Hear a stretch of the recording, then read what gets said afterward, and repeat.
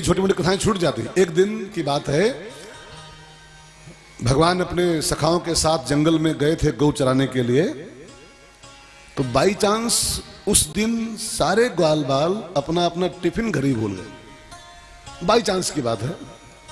अक्सर ऐसा होता था कि एक कोई भूल गया तो बाकी लोगों ने उसको दे दिया तो काम हो गया उसका। लेकिन एक दिन बाई चांस सबे भूल गए। अब जब 11 बजा और पेट में चूहे कूदने शुरू हुए तो हुआ कि अब भोजन हो, भोजन निकालो सब लोग अपना अपना। तो भी पहला बोला, अरे टिफिन तो रह गया। तो तुम निकालो, अरे टिफिन तो रह गया। तीसरा बोला, तुम निकालो भैया। अरे जोहरम टिफिन तो घर रह गया, मम्मी दी तो थी लेकिन रह गया। अब 15-20 ग्वाल बाल थे भगवान के टोली में और सबका टिफिन बाई चांस रह गया। अब भूख के मारे बुरा हाल हो रहा।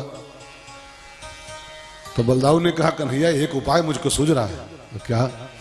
का बगल में एक जंगल है, उसका नाम तालवन है। तालवन वृंदावन से मिला हुआ जंगल है एक छोटा सा, उसका नाम तालवन है। और उस तालवन में कैथा के, कैथा समझते हैं? कैथा नहीं समझते? कैथा कपित्थ, कपित्थ जंबू फलचार भक्षणम। हे भगवान का होई है, कैथा नहीं समझते हो? कैथा, कैथा का जंगल था पूरा तालवन। कैथा के फल हम लोग बहुत बचपन में खाए। कैथा का फल बड़ा स्वादिष्ट भी होता है और बहुत स्वास्थ्यवर्धक भी होता है। कपित्थ जंबू, और खास करके शुगर वालों के लिए तो गणेश जी बहुत होशियार हैं, लड्डू खाते हैं ना बहुत गणेश जी। तो लड्डू खाते हैं कस के चाप के गणेश जी। तो शुगर न हो जाए इसके लिए वो कपित्थ जंबू फल चार भक्षणम, वो जमुना और कैथो खाते हैं ऊपर से। और जानते हैं दोनों आइटम है, जमुना और कैथा दोनों शुगर में रामबाण होते हैं, शुगर में बहुत काम करते हैं। गणेश जी बहुत होशियार हैं, वो लड्डू खा के ऊपर से कैथा खा लेते हैं, जामुन खा लेते हैं, उनको डायबिटीज नहीं होता। तो कैथा का जंगल था बगल में तालवन। लेकिन उस जंगल की सिक्योरिटी करता था एक राक्षस, उसका नाम था धेनुकासुर, गर्दभासुर। गधे के आकार का वो राक्षस था और वो तालवन में रहता था। और उसकी आज्ञा, उसकी मर्जी के बिना कोई परिंदा भी उसके जंगल के फल खा नहीं सकता था। तो बलदाऊ ने कहा, कन्हैया जंगल तो बगल में है, बड़े अच्छे अच्छे फल लगे हैं कैथा के, लेकिन वो राक्षस बैठा है वो सिक्योरिटी में, वो मजाल है कोई खा ले। तो भगवान ने कहा, जाओ तुम जाओ, उससे कहो कि कन्हैया भूखा है, मांगा है कन्हैया ने, मेरा नाम लोगे तो दे देगा, फल दे देगा, ले आना। अब बलदाऊ भैया पहुंचे जंगल के अंदर। उस समय वो सो रहा था धेनुकासुर राक्षस। बलदाऊ लाठी उठी उठाए और मारे 2-4 पेड़ों पर, तो कुछ कैथा गिरने शुरू हुए। और जब भद्द भद्द की आवाज हुई, जब पेड़ गिरे से फल गिरे तो भद्द भद्द हुआ।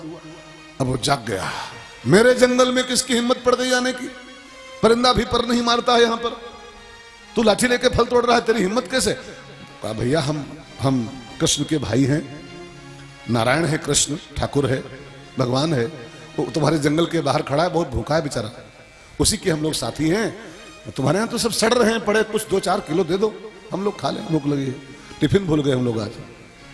कन्हैया मांग रहा है, वो भगवान है। और राक्षस कहां मानने वाला भगवान? उसने कहा, भगवान वो कब से हो गया, भगवान तो मैं हूं। राक्षस बोला धेनुकासुर, वो कन्हैया भगवान कब से हो गया भाई साहब, ठाकुर तो मैं हूं, ईश्वर तो मैं हूं। अब जो कन्हैया को नकारा, वो ईश्वर नहीं, मैं ईश्वर हूं। बस बलदाऊ तो झन झन झन झन हो गए। 440 वोल्ट का करंट दौड़ा उनकी देह में। मेरे कृष्ण को नकार रहा है, तेरी तो ऐसी की तैसी। अब बलदाऊ ने पकड़ी उसकी पिछली टांगे गधा की और उसको उठाया ऊपर को और कैथा की जड़ पे मारा भचद खींच करके उसको।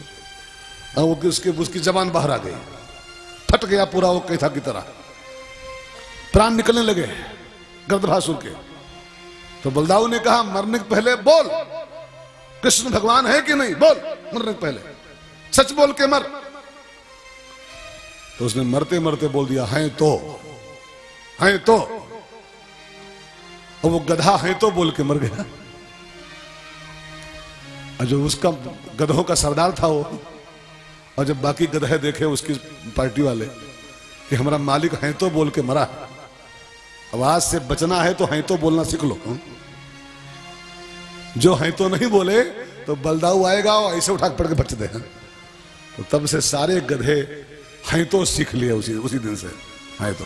अब जहां 10-5 गधे इकट्ठा होते हैं, ऊपर को मुंह करते हैं, ऊपर को है तो बलदाऊ के डर में बोलते हैं सब लोग। धेनुकासुर का वध